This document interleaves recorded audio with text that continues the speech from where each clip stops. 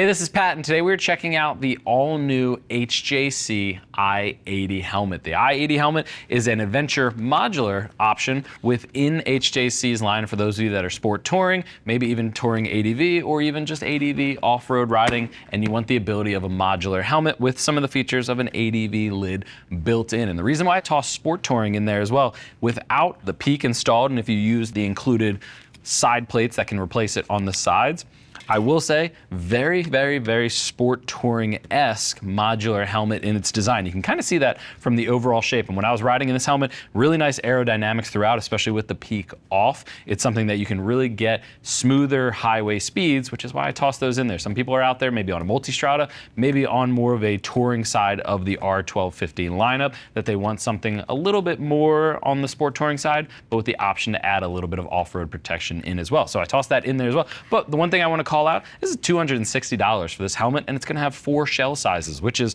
to me, very rare. It's something you don't typically hear of helmets under the $300 marker, even under the $400 marker, having 4 shell sizes throughout. But it is going to be a polycarb shell. I mentioned before, it is a modular design, meaning that you can grab the button, flip it up from the front. But it is polycarb throughout its main construction, but 4 shell sizes throughout. Now that breakdown for the shell size is going to be extra small to small, medium is its own shell size, large is its own shell size, and extra large and 2 extra large have that 4th and final shell throughout there. It is going to be DOT only. We've been seeing HJC do that for a few years now. I will say sometimes they do toss in ECE 2206 into the safety cert for a couple bucks more if enough customers ask for it or want it, or put that in their comments of what they wish they would have had. So they are listening if you're leaving feedback after picking up this helmet. But otherwise, it's going to be intermediate oval in its internal fit, so a little bit longer front to back than it is side to side. Nice to see a modular, especially an ADV modular, having what is the most common fit on the inside of the helmet there. If you're not sure about how to figure out what your fitment is, we do have a how to size and buy your helmet guide. Go check that out. A little bit tighter on the entry. You can see this big neck roll that is connected to the cheek pad, so a little bit tighter here. It's going to be good for highway miles. That's going to keep a lot of the air from going inside the helmet, creating more wind noise. You do get a dual chin skirt in there. I'll show you all that when we get to the interior, but just really cool features when you look at the bottom of the helmet. 3 pounds, 15 ounces in a size medium for the i80. Not overly lightweight like we've seen from like Climb Cryos that are closer to the 3-pound marker, but not the heaviest we've seen. We see a lot of these like Schuberts and other models up there north of the 4 pounds. So 3 pounds 15 for a sub $300 helmet is a decent weight for the overall features that you're getting in here. And when you look at the shell, just working our way through it on there, really, like I said before, really smooth lines all the way from the front to the back. We've seen the ARFA 60 out there, which had very aggressive lines for an ADV lid that isn't a modular, but it is an ADV kind of race lid from their ARFA line. But really clean lines front to back, really nice touch points for the ventilation in the front. They work very well, nice and easy to use with a gloved hand. They do go to the face. They also go up to the face shield, so you can really open and close it, get maximum ventilation in there. And looking at the chin, kind of just continuing on the line of ventilation, I will say you have these 2 sets of vents on each side. It's going to help expel a lot of the hot breath and hot air coming out of your mouth. That's going to get it out and away from the helmet, which is great. It's not going to fog up the helmet, the shield, I should say, because the shield is Pinlock ready and a Pinlock insert is included in the box. Awesome value for sub $300 from HJC. Love to see it. But you get those vents on the side to really just help pull that hot air away from it. You can't turn those off, but really you're only going to be feeling them if you're lane checking and your head is turning to each side. You're really not going to feel air coming in there, just the hot air leaving the helmet. Continuing on the ventilation side of it, you do have a top vent up top that is a slider system, really nice and easy to use. And then at the rear, you have 2 rear vents built into this spoiler on the back of the helmet, which is also going to help stabilize the speed, but it's going to pull a Venturi effect, which is going to suck the hot air out of the helmet as you're going down the road, really helping your head cool off because there are great channels within the EPS there. Nice little glimpse at the back of the helmet. Typically for ADV helmets or anything off-road, I look for a flat back at the back just for goggle straps to easily add on to if you want to. You can run this helmet with goggle straps. It's more of a sport touring to touring ADV lid though, not something I'd really run with goggles unless I had completely removed the shield. You can kind of see even in its upmost position, if I get rid of the drop down sun visor, you still have a lot going on the sides for the straps of the goggles. So again, if you are looking to use it, I just pop that entire that entire shield off because it's going to be a little bit more difficult to get it to seat against your face if you are running goggles. A lot of people like to have goggles and the shield because if you come to a mud bog, you can put the shield down, it hits that, your goggles stay nice and clean, you can lift it back up. Just a little bit easier to use on there. DOT only though, like I mentioned before. Taking a look at the shield, really nice reinforcements around the edge. What that does is helps them make it a little bit flatter on the overall curvature of it. It's not fully flat, but these reinforcements at the top and bottom help that they can thin out the shield materials itself and go a little bit better optically when it comes to seeing through the helmet, but not completely flat, but it is pinlock ready, pinlock included in the box. 2 lift hangers on each side of the jaw, so we can grab with any hand and go up there. Decent detents, not something that's overly impressive, not the worst I've seen out there, and it does stay in the upright position. The cool part is it'll actually stay up there even when you lift up the modular, and when you close it, it closes with the modular portion itself there too.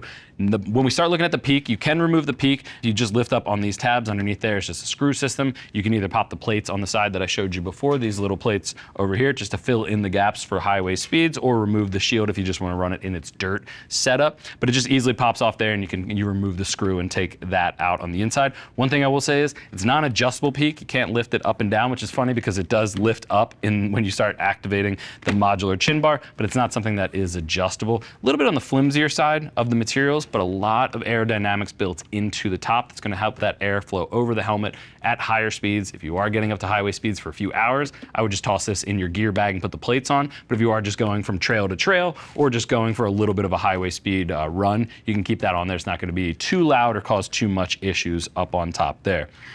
Taking a peek at the back just one more time before we go into the inside of the helmet. Really clean lines. I mentioned it before, there is a drop down sun visor. It's activated on the left side with the slider on the left. It is 70 millimeters in length. I can lift up the shield just to show it a little bit better. It is 70 millimeters in length, so it is nice and long. It's gonna be something that's built in there. It is dark smoke, just nice to have on those longer trips when you're out there on the bike.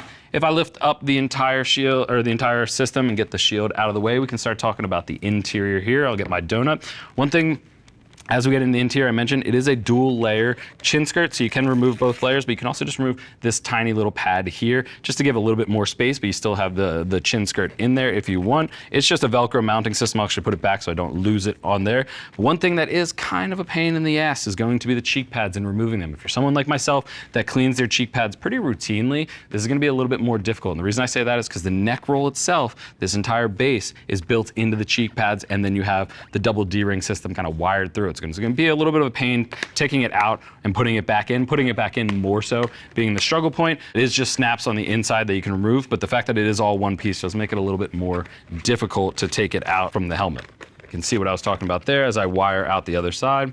It is all one piece. Nice contour to the overall cheek pads on each side, and a gap on the bottom side, like I mentioned in the very beginning, that's going to reduce how much air is going inside the helmet, which makes it ultimately quieter. It is 4 snaps on the outside, and it does have a flap with see-through portions that you can actually get for speaker pockets on the other side. It's not going to hinder the noise levels going in there. Would have loved to seen that maybe be 3 pieces, 2 cheek pads, and then the neck roll being separate. I'm not too upset. Just take your time when you're putting it back in so you don't snap any of the sides there.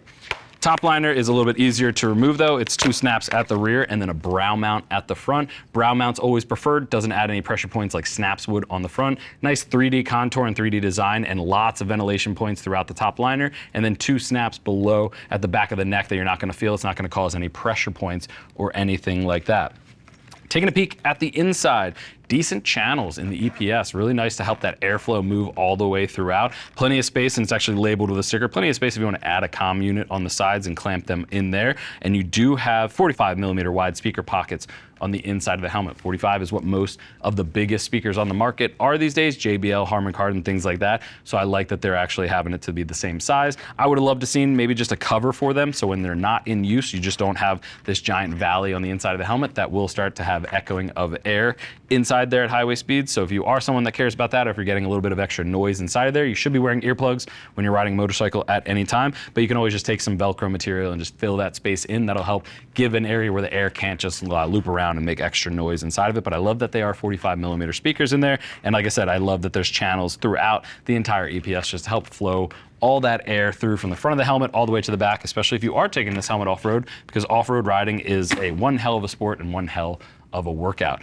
But again, all in, sub $300, looking at 4 shell size, which is awesome. You're looking at a polycarb ADV modular. ADV modulars are growing in popularity. I love that HJC is getting into the mix and throwing one out there. Again, 3 pounds, 15 ounces in a medium, that's pretty standard. But when you're looking at it for polycarb, it kind of meets all the other criteria, especially for that $260 price point. But if you have any questions about the i80, click the info button. That's going to take you over to the product page where you can read other rider reviews and see what other riders are saying about this all new lid from HJC. Don't just take my word for it. Do your own research at that point and make your own decision that's best for your riding. If you still have questions after that, if you're trying to figure out sizing or anything, if there's still any outline questions, give our customer service agents a call. They're all riders, happy to help you get set up for your next ride. I want to thank you for joining me and checking out the all new HJC i80 helmet. I'm Pat, and I'll see you in the next video.